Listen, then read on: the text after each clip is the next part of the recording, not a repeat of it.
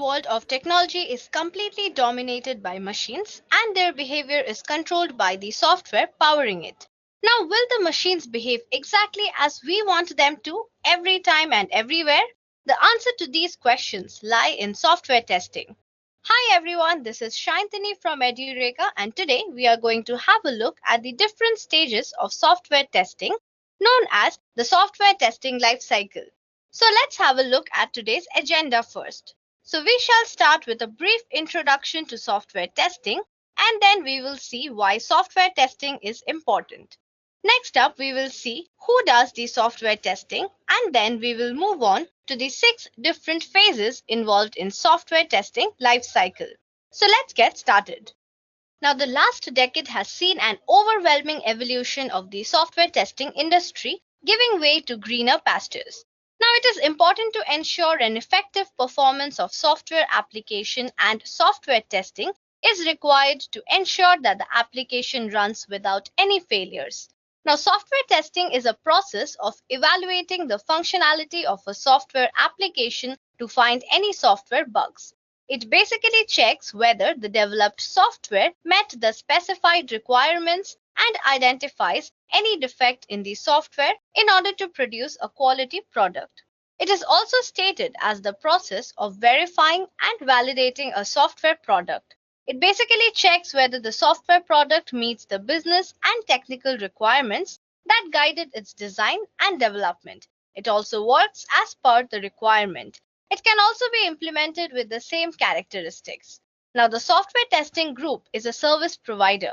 So, the software testers provide valuable information and insights into the state of the system. Now, this information contributes towards reducing the ambiguity about the system.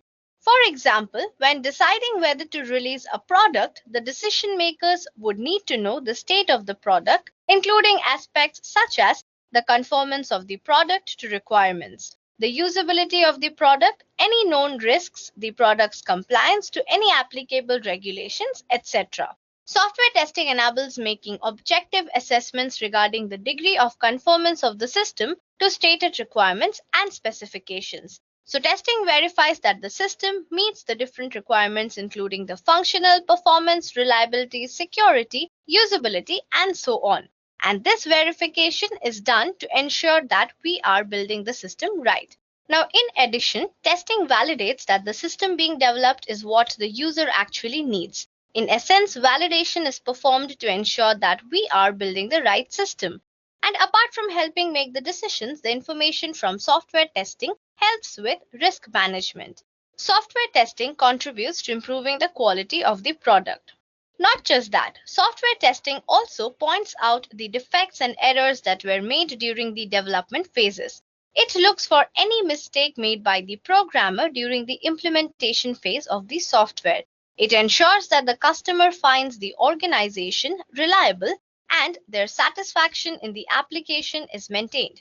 Sometimes contracts include monetary penalties with respect to the timeline and quality of the product, and software testing prevents the monetary losses. It also ensures quality of the product. So, quality product delivered to the customers helps in gaining their confidence. It makes sure that the software application requires lower maintenance cost and results into more accurate, consistent, and reliable results. Now, the users are not inclined to use software that has bugs. They may not adopt a software if they are not happy with the stability of the application. So, testing is very important for the product to stay in business. So, now let's have a look at who does this software testing. So, for that, we have the software testers, project lead or managers, then we have software developers, and also finally we have the end users that perform the software testing before any software application is developed. So now that you know what is software testing and who performs this testing, let's move on and have a look at the software testing life cycle. So the software testing life cycle, or the STLC, defines a series of activities conducted to perform the software testing. Now it defines what test activities to carry out and when to accomplish those test activities. So in software testing life cycle process, each activity is carried out in a planned and systematic way, and each phase has different goals and deliverables. Now, the different phases of software testing life cycles are the requirement analysis, test planning, test case development, environment setup, test execution, and finally the test cycle closure. So let's start with the first phase of testing, that is the requirement analysis. Now, the requirement analysis is the first step involved in software testing life cycle. And in this step, quality assurance team understands the requirement in terms of what we will be testing and figure out the testable requirements. Now, during this phase, test team studies the requirements from a testing point of view to identify the testable requirements. So the QA team may interact with various stakeholders such as the client, business analysts, technical leads, system architects, etc. to understand the requirements in detail. Now let's have a look at the types of requirements. First of all, we have the business requirements. Now they are high-level requirements that are taken from the business case from the projects. For example, a mobile banking service system provides banking services to Southeast Asia. Now the business requirement that is decided for India is account summary and fund transfer, while for China, account summary and bill payment is decided as a business requirement. Next up, we have the architectural and design requirements. Now, these requirements are more detailed than the business requirements. It basically determines the overall design required to implement the business requirement. Next up is the system and integration requirements. So, at the lowest level, we have system and integration requirements, and it is the detailed description of each and every requirement. It can be in form of user stories, which is really describing everyday business language. The requirements are in abundant details so that developers can begin coding. Now, sometimes for some project, you might not receive any requirements or documents to work with, but still there are other sources of requirements that you can consider for the requirement of information so that you can base your software or test design on those requirements. There are other sources of requirements too, such as the knowledge transfer from colleagues or employees already working on that project, or talk about project to business analyst, product manager, project lead, and developers. We can also analyze the domain or industry knowledge that team is trying to implement. Next up, let's have a look at the entry criteria, activities, and deliverable for the requirement analysis. So for entry criteria, we have requirement specification and application architectural. Now, the activities that are performed are: first, we prepare a list of queries and questions that are to be analyzed. Next up, we have types of tests that are to be performed. We also define the testing focus and list down the test environment details. Finally, we also check out the automation feasibility. Now, in deliverable, we have all the list of questions with answers that have been asked and also the automation feasibility report. So this was all about the first phase of software testing life cycle. Now let's move on and have a look at the second phase. Now test planning is the most important phase of software testing life cycle, where all testing strategy is defined. Now this phase, also called as test strategy phase, in this phase typically test manager involved to determine the effort and cost estimates for entire project.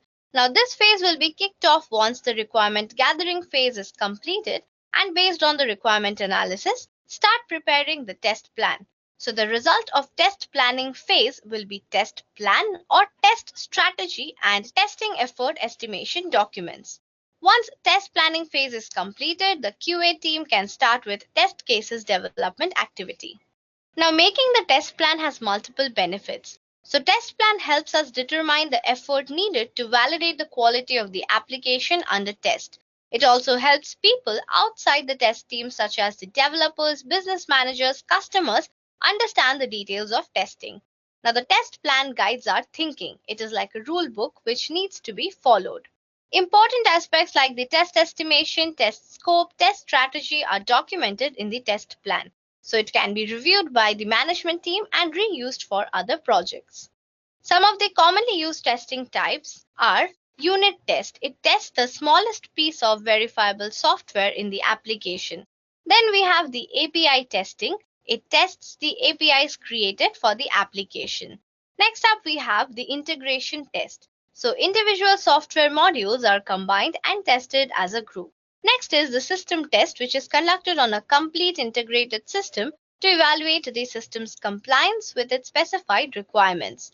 There's also install or uninstall testing, which focuses on what customers will need to do to install or uninstall and set up or remove the new software successfully. Finally, we have the agile testing. Now, testing the system using agile methodology is what is meant by the agile testing. Now, let's have a look at the steps involved in test planning. First, we have the analyze the product. So, how can you test a product without any information about it? The answer is impossible. You must learn a product thoroughly before testing it. Next up, we have develop test strategy. Now, test strategy is a critical step in making a test plan. A test strategy document is a high-level document which is usually developed by a test manager. Now, this document defines the project's testing objectives and the means to achieve them. It also determines the testing effort and costs. The third step is define the test objective. Now, the test objective is the overall goal and achievement of the test execution. The objective of the testing is finding as many software defects as possible. So, ensure that the software under test is bug-free before release. The fourth step is to define the test criteria. Now, test criteria is a standard or rule on which a test procedure or test judgment can be based. And there are two types of test criteria. The next step is the resource planning. So, resource plan is a detailed summary of all types of resources required to complete project task. Now, the resource could be human, equipment, and materials needed to complete a project. The resource planning is an important factor of the test planning because it helps in determining the number of resources to be used for the project. The sixth step is the plan test environment. Now, what is the test environment? A testing environment is a setup of software and hardware on which the testing team is going to execute test cases. The test environment consists of real business and user environment as well as physical environments such as server front-end running environment. The seventh step is the schedule and estimation. Now, for test estimation, we use some techniques to estimate the effort to complete the project. Now, here you should include that estimation as well as the schedule to the test planning. Now, in the test elimination phase, suppose you break out the whole project into small tasks and add the estimation for each task. The final step is the test deliverables. Now, the test deliverable is a list of all the documents, tools, and other components that has to be developed and maintained in support of the testing effort. Now, next up is the third phase of software testing lifecycle. So, the test case development begins once the test planning phase is completed. So, this is the phase of software testing lifecycle where testing team notes the detailed test cases. Along with test cases, testing team also prepares the test data for testing. Once the test cases are ready, then these test cases are reviewed by peer members or QA lead. So a good test case is the one which is effective at finding defects and also covers most of the scenarios on the system under test. So here is a step-by-step guide on how to develop a good test case. First of all, the test cases need to be simple and transparent. So first we have to create test cases that are as simple as possible. They must be clear and concise as the author of the test case may not execute them. So we have to use assertive language like go to the home page, enter data, click on this, and so on. So this makes the understanding the test steps easy and test execution faster. Next, we should create test case with end user in mind. So the ultimate goal of any software project is to create test cases that meet customer requirements and is easy to use and operate. So a tester must create test cases keeping in mind the end user perspective. The next step is to avoid the test case repetition. Now, do not repeat test cases. If a test case is needed for executing some other test case, call the test case by its test case ID in the precondition column. Do not assume. So, do not assume the functionality and features of your software application while preparing test case. Stick to the specification documents. Also, ensure 100% coverage. Make sure you write test cases to check all software requirements mentioned in the specification document. So use traceability metrics to ensure no functions or conditions is left untested. Next up, the test cases must be identifiable. Now name the test case IDs such that they are identified easily while tracking defects or identifying a software requirement at a later stage. The next point is implement testing techniques. Now, it's not possible to check every possible condition in your software application. So, software testing techniques help you select a few test cases with the maximum possibility of finding a defect. For that, we have the boundary value analysis. As the name suggests, it's the technique that defines the testing of boundaries for a specified range of values. Also, we have the equivalence partition. Now, this technique partitions the range into equal parts or groups that tend to have the same behavior.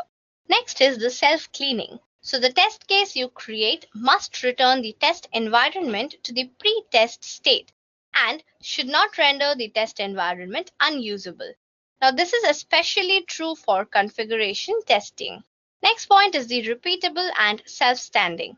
So, the test case should generate the same results every time, no matter who tests it. And the final point is the peer review. So after creating test cases, get them reviewed by your colleagues. Your peers can uncover defects in your test case design, which you may easily miss. So these were some of the guidelines in order to build a good test case development.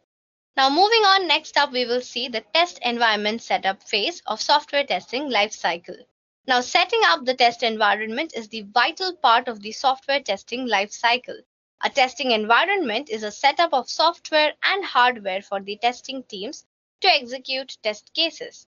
It supports test execution with hardware, software, and network configured.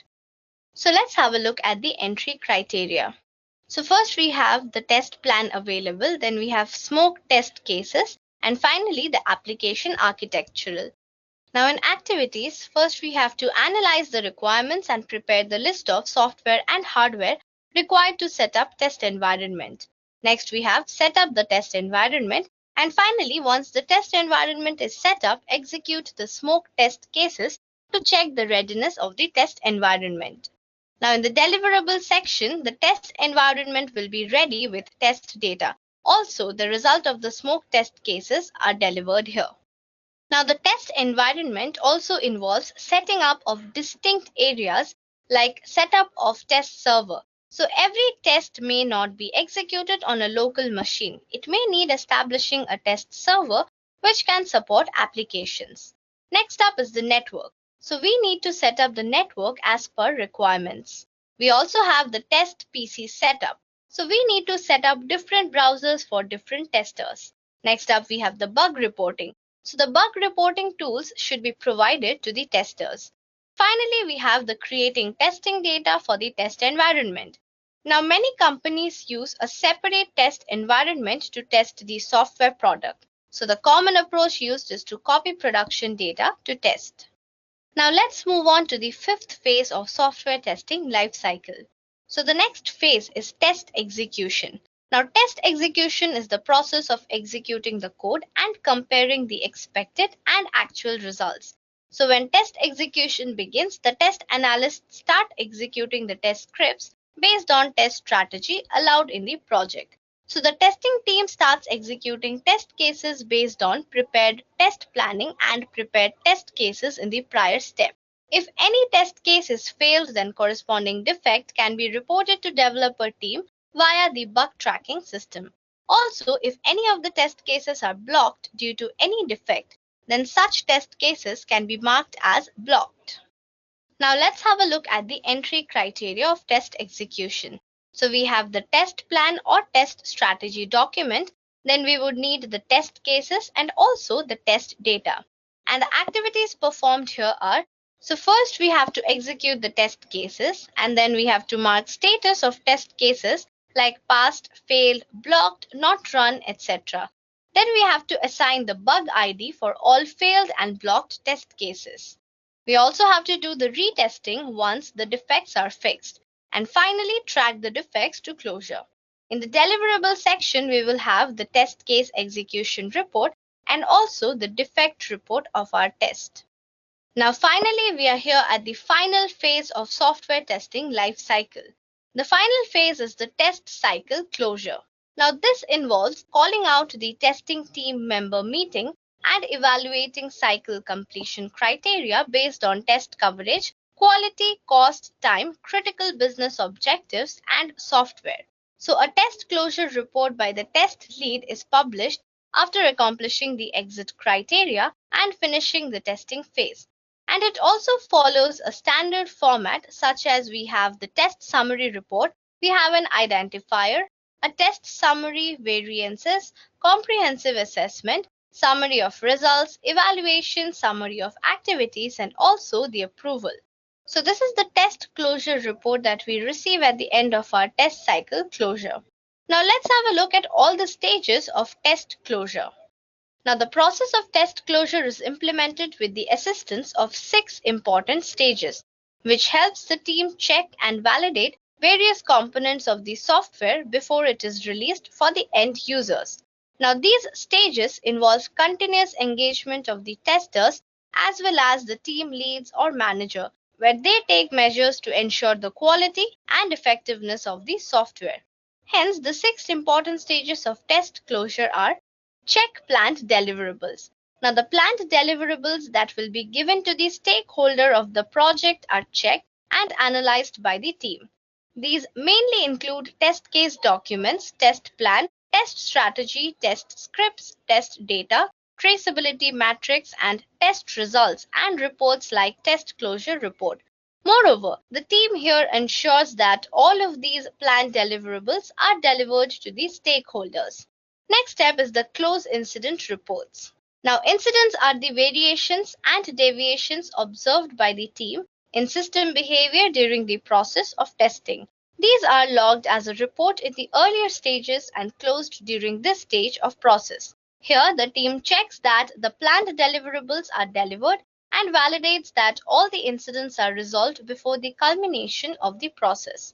Next up, we have the handover to maintenance. Now, after resolving incidents and closing the incident report, the test wares are then handed over to the maintenance team, who provide their adept support to the software during its release and client-side implementation. The next step is finalize and archive the testware or environment.